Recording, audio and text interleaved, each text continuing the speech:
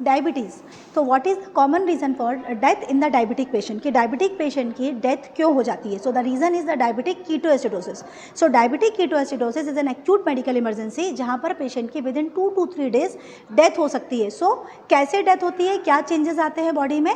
Let's explain कि what is diabetic ketoacidosis. So first is the insulin lack. So first is the insulin lack, कि body में कभी भी अगर insulin की कमी हो गई, अचानक इंसुलिन की कमी होना है, जैसे ही इंसुलिन बॉडी से खत्म होगा तो first thing is hyperglycaemia, sugar का लेवल ब्लड में बहुत ज़्यादा बढ़ जाएगा। एंड बॉडी का कंपनसेशन होता है कि when this sugar level is more than 180 milligram %, तब बॉडी शुगर को कम करने के लिए अपने आप ही ग्लाइकोसूरिया स्टार्ट कर देती है। ग्लाइकोसूरिया मीन्स यूरिन में से ग्लूकोज को निकालना स्टार्ट करती है। अब जितना यूरिन में से ग्लूकोज निकलेगा उतना ही ऑस्मोटिक डाययूरेसिस होगा, क्योंकि ये शुगर अपने साथ पानी भी लेकर जाएगी। सो ये प्लेन यूरिन नहीं होगा, बट दिस इज ऑस्मोटिक डाययूरेसिस। और जितना यूरिन पास होगा उतने ही आपको यूरिन ज़्यादा लगेगी, पेशाब ज़्यादा आएगी। इसीलिए ग्लाइकोसूरिया के कारण ही पेशेंट को पॉलीयूरिया एंड पॉलीडिप्सिया, उतनी ही यूरिन आएगा और बदले में उतने ही प्यास लगेगी। इसलिए ये 2 सिम्टम्स आते हैं। अब जितनी बार ऑस्मोटिक डाययूरेसिस होगा उतनी बार आपकी बॉडी से इलेक्ट्रोलाइट लॉस होगा, specially potassium, sodium and calcium. Electrolyte loss होने से जितना पोटेशियम आपके यूरिन में से लॉस हो रहा है, ब्लड में पोटेशियम का लेवल कम होगा, और ब्लड को कंपनसेट करने के लिए सेल में से पोटेशियम निकल के ब्लड में आएगा। इसीलिए इंट्रासेलुलर पोटेशियम डिप्लीशन, सेल के अंदर से पोटेशियम कम होने लगेगा। और जब स्पेशली सेल में पोटेशियम नहीं रहेगा तो कार्डियक, हार्ट को कॉन्ट्रैक्ट करने के लिए सोडियम पोटेशियम एटीपेस एंजाइम की ज़रूरत पड़ती है।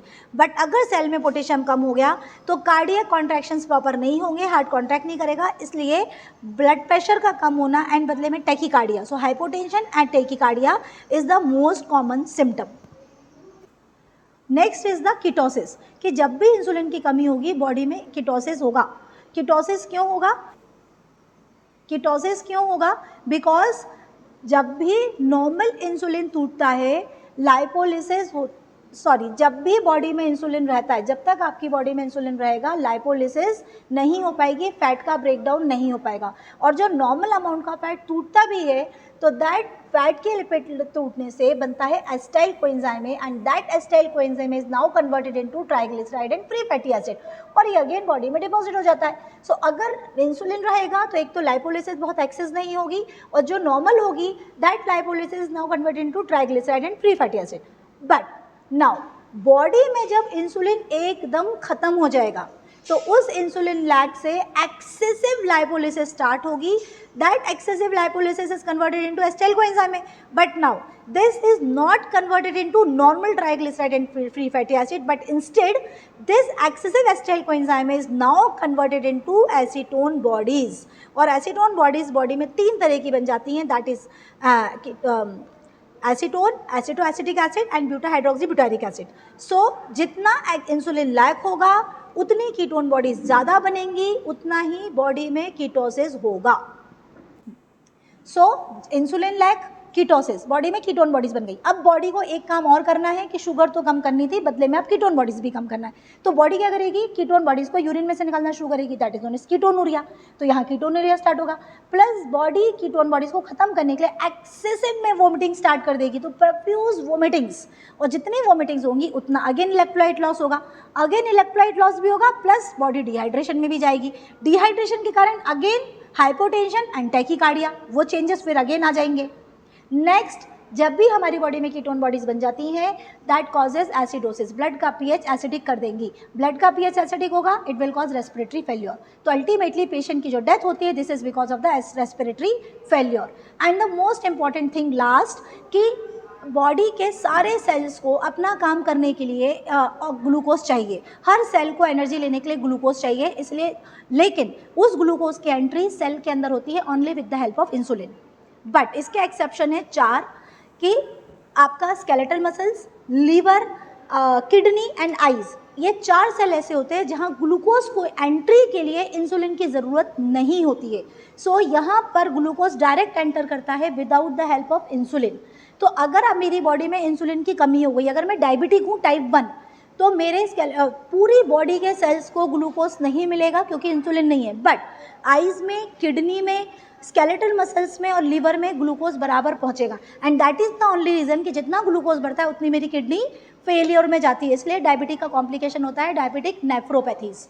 सो यहाँ पर इस पेशेंट में अगर मैं बात करूँ डायबिटिक कीटोएसिडोसिस की, तो क्योंकि यहाँ पर ग्लूकोज इंसुलिन नहीं है तो ग्लूकोज की एंट्री ब्रेन में नहीं होगी, ब्रेन के सेल्स को ग्लूकोज नहीं मिलेगा, इसलिए ये पेशेंट अनकॉन्शियस होगा एंड फॉलोड बाय कोमा में चला जाएगा।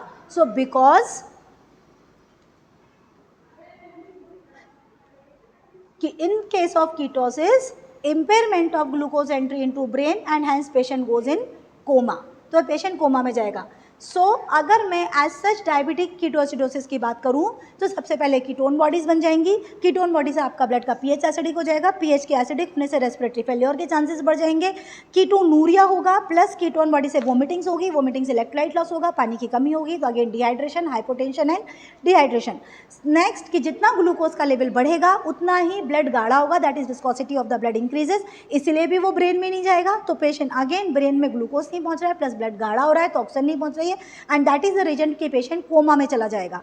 So these are the most common symptom जो कि डायबिटिक कीटोएसिडोसिस में आते हैं, बट इस कंडीशन को डायग्नोज करना बहुत ईजी है, क्योंकि कीटोसिस मतलब बॉडी में कीटोन बॉडी सिर्फ दो कंडीशंस में बनती है, पहला बनती है डायबिटीज में एंड सेकंड बनता है स्टारवेशन में।